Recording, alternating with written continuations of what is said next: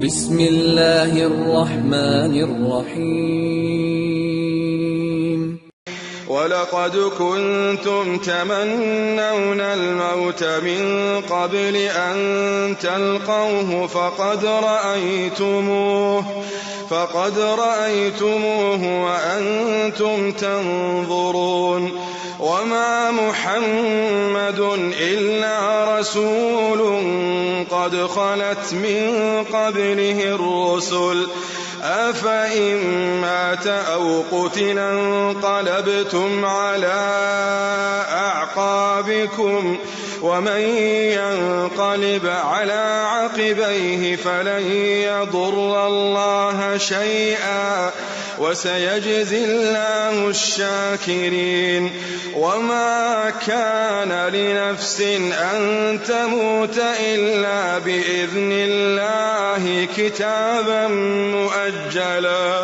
كتابا مؤجلا ومن يرد ثواب الدنيا نؤته منها ومن يرد ثواب الآخرة نؤته منها وسنجزي الشاكرين. وكأين من نبي قاتل معه ربيون كثير فما وهنوا لما أصابهم في سبيل الله وما ضعفوا وما استكانوا والله يحب الصابرين.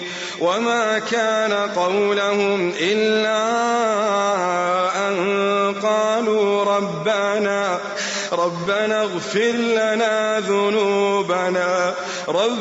اغفر لنا ذنوبنا وإسرافنا في أمرنا وثبت أقدامنا وانصرنا على القوم الكافرين.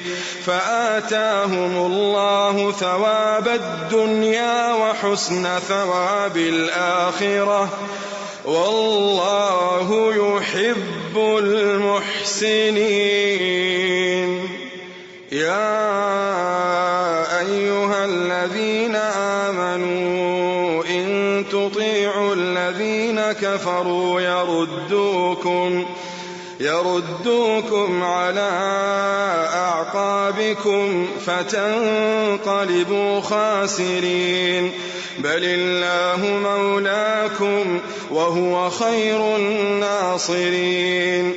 سنلقي في قلوب الذين كفروا الرعب بما أشركوا بالله ما لم ينزل به سلطانا ومأواهم النار وبئس مثوى الظالمين. ولقد صدقكم الله وعده إذ تحسونهم بإذنه حتى إذا فشلتم وتنازعتم في الأمر وعصيتم من بعد ما أراكم ما تحبون منكم من يريد الدنيا ومنكم من يريد الآخرة ومنكم من يريد الآخرة ثم صرفكم عنهم ليبتليكم ولقد عفا عنكم والله ذو فضل على المؤمنين.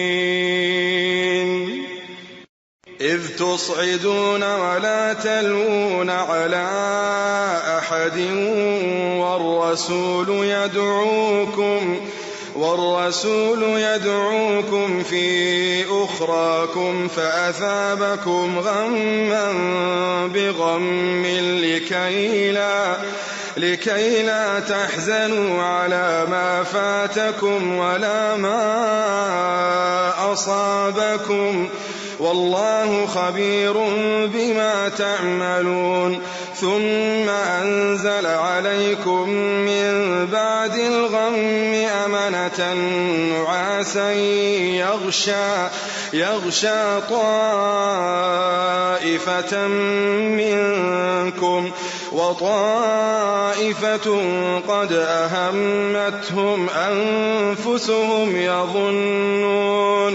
يظنون بالله غير الحق ظن الجاهلية يقولون هل لنا من الأمر من شيء قل إن الأمر كله لله يخفون في أنفسهم ما لا يبدون لك يقولون لو كان لنا من الأمر شيء ما قتلنا هاهنا قل لو كنتم في بيوتكم لبرز الذين كتب عليهم القتل إلى مضاجعهم وليبتلي الله ما في صدوركم وليمحص ما في قلوبكم والله عليم بذات الصدور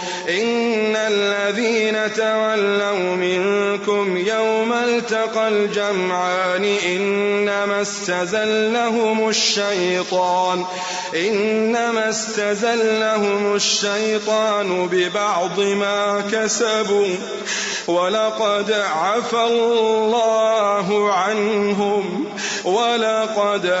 الله عنهم